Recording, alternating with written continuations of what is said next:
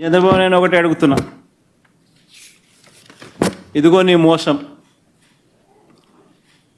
ఎన్నికల వేళ నువ్వు చెప్పినావు ఇది చేస్తాను అని. ఇదిగో నీ సూపర్ 6. దీనికి కావాల్సిన బడ్జెట్ ఇది 74,000 కోట్లు. నువ్వు చేసినది మోసం కాదా?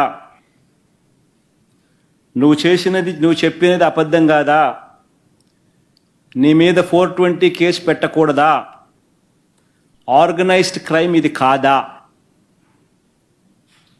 అని నేను ట్వీట్ పెడతా ఉన్నాను.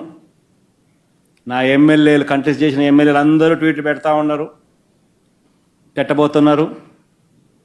మా పార్టీకి సంబంధించిన అందరూ కూడా ట్వీట్ పెట్టి నీ మీద ఎందుకు 420 కేసు పెట్టకూడదు, నువ్వు చేసినది మోసం కాదా అని వైఎస్ఆర్సీపీకి సంబంధించిన ప్రతి కార్యకర్తకు పిలుపునిస్తూ ఉన్నాను. ఈ రెండు కూడా ఇదే మాదిరిగానే పెడుతూ ట్వీట్ చేయండి.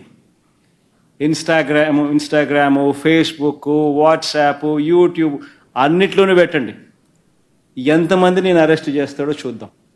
అరెస్ట్ చేయడానికి ఏదైనా ముందుకు వస్తే ఫస్ట్ నా దగ్గర నుంచి స్టార్ట్ చేయమని చెప్తున్నా.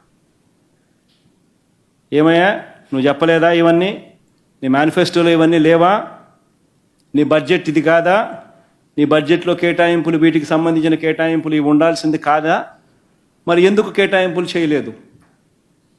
చేసినందుకు, చేయనందుకు, మోసం చేసినందుకు, అబద్ధాలు చెప్పినందుకు నీ మీద 420 కేసు ఎందుకు పెట్టకూడదు అని ప్రశ్నిస్తూ రాష్ట్ర వ్యాప్తంగా ప్రతి ఒక్కరం కూడా ట్వీట్ చేయబోతున్నాం.